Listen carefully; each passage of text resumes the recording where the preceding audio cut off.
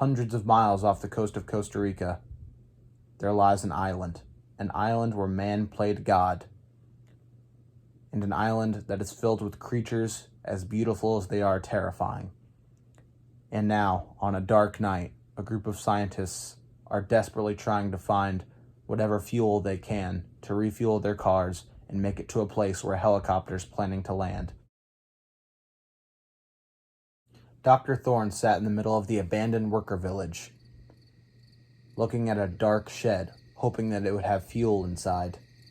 He paused, listening. He heard the raptors snarling in the distance, but they seemed far away, back up on the hill. For some reason, they still had not approached the village. Thorne waited, heart pounding, staring forward at the dark entrance to the shed. At last, he decided it wasn't going to get any easier. They needed gas. He moved forward.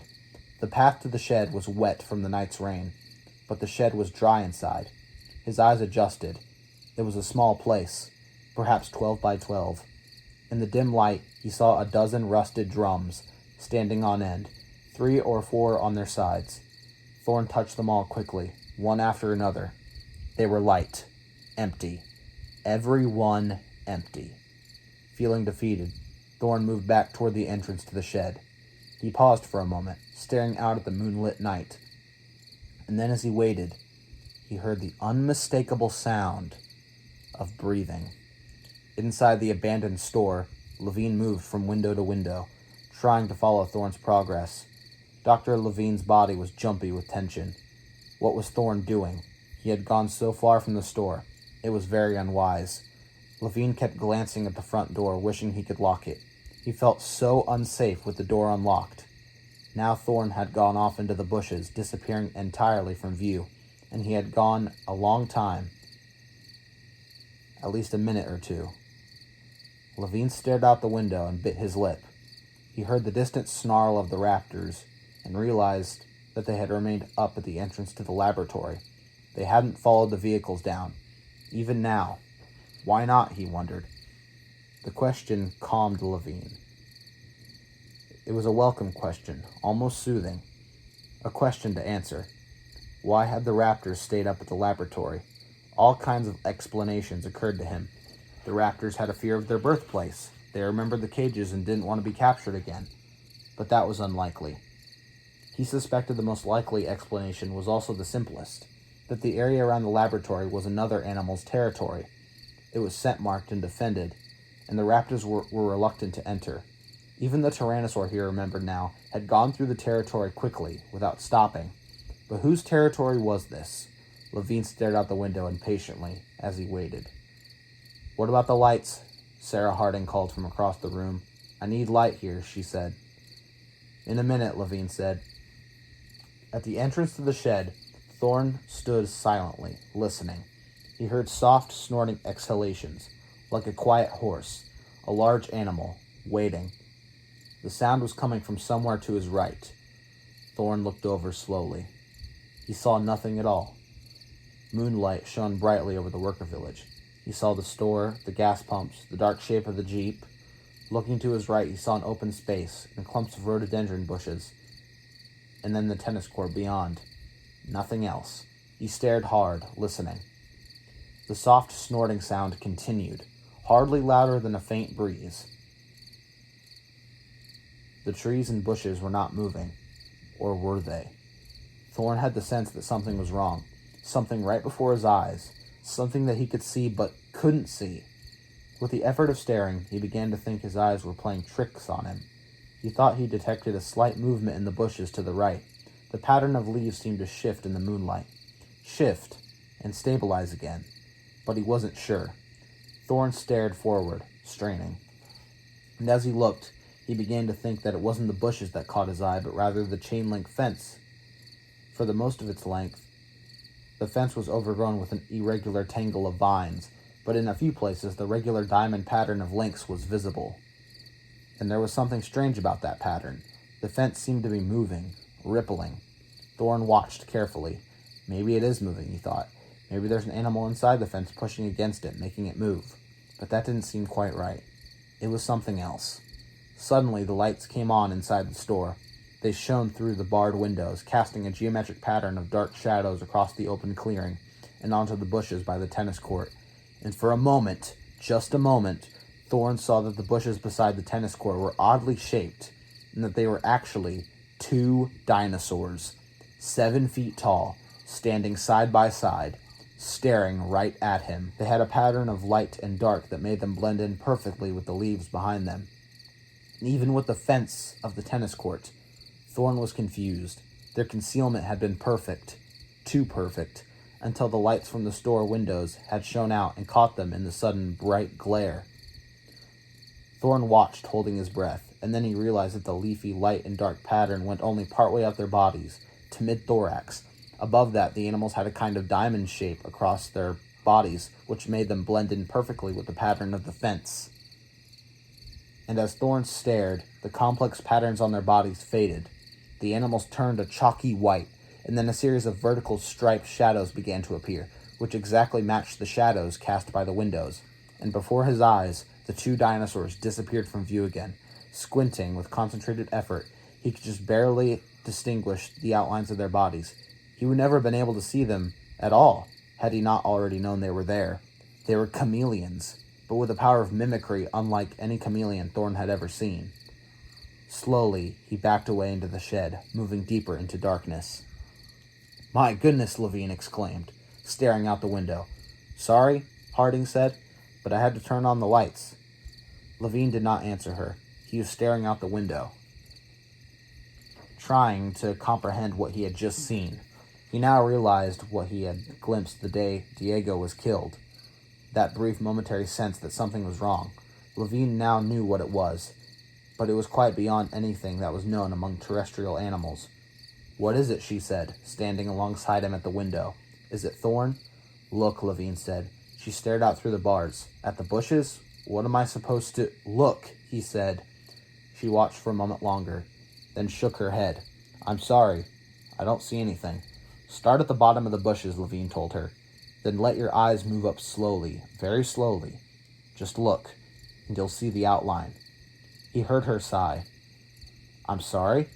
"Then turn out the lights again," he said, "and you'll see." She turned the lights out, and for a moment Levine saw the 2 animals in sharp relief, their bodies pale with the vertical stripes in the moonlight. Almost immediately the pattern started to fade. Harding came back, pushed in alongside him, and this time she saw the animals instantly, just as Levine knew she would. "There are 2 of them." "Yes, side by side." "And is the pattern fading?" "Yes, it's fading." As they watched the striped pattern on their skins, it was replaced by the leafy pattern of the rhododendrons behind them. Once again, the 2 dinosaurs blended into invisibility, but such complex patterning implied that their epidermal layers were arranged in a manner similar to the chromatophores of marine invertebrates. Harding frowned. "What are they?" she asked. "Chameleons of unparalleled skill, obviously, although I'm not sure one is entirely justified in referring to them as chameleons, since technically chameleons have only the ability—" "What are they?" Sarah said impatiently. "Actually, I'd say they're Carnotaurus specimens from Patagonia, 2 meters in height with distinctive heads. You notice the short bulldog-like snouts and the pair of large horns above the eyes? They almost look like wings." "They're carnivores?" "Yes, of course they have the—" "Where's Thorn?" "He went into the clump of bushes to the right some time ago. I haven't seen him, but what do we do?" she said. "Do?" Levine said. "I'm not sure. I follow you."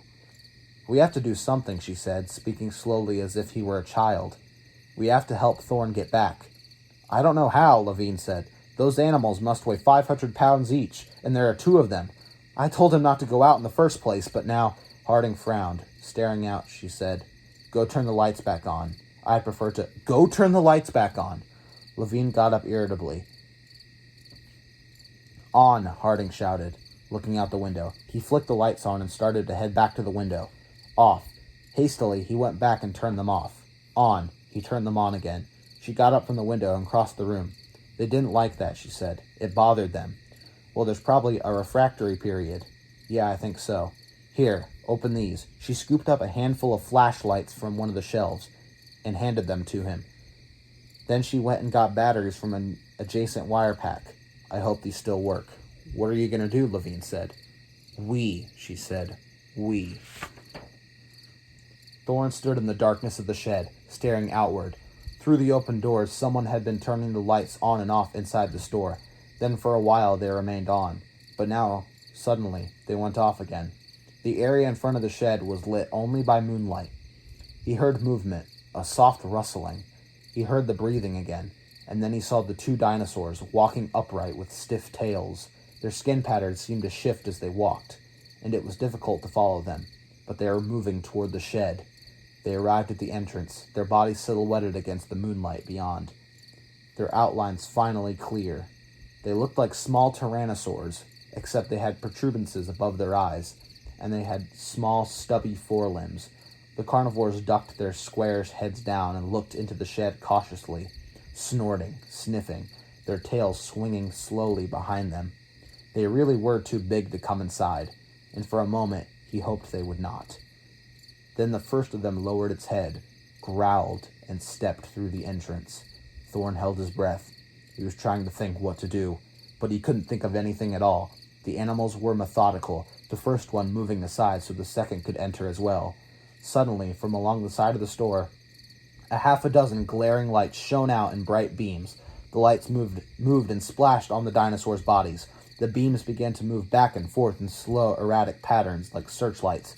The dinosaurs were clearly visible, and they didn't like it. They growled and tried to step away from the lights, but the beams moved continuously, searching them out, crisscrossing over their bodies as the lights passed over their torsos. The skin paled in response, reproducing the movement of the beams.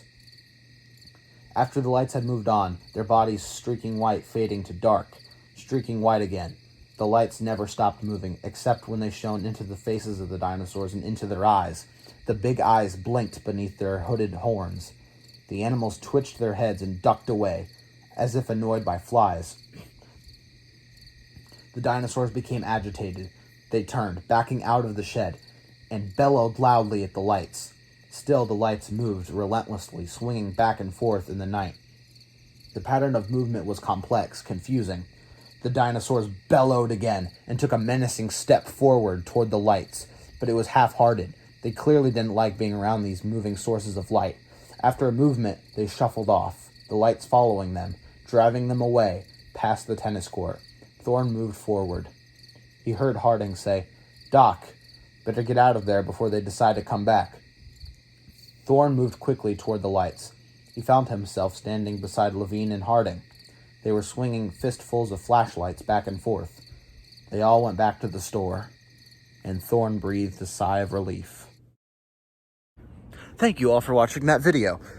So the scene you just heard was the camouflaging Carnotaurus scene from the Lost World book. Again, the original Jurassic Park books are way creepier than the movies. And basically what was happening there, of course, as you heard, there were two camouflaging Carnotaurus, and it was a very creepy scene. And although no one died, it was still a very creepy and menacing scene. And I think it's my favorite scene from the original books. And yeah, let me know what you think about it in the comments, and please subscribe if you want to see more videos like this, and I will see you all in the next video. Bye-bye.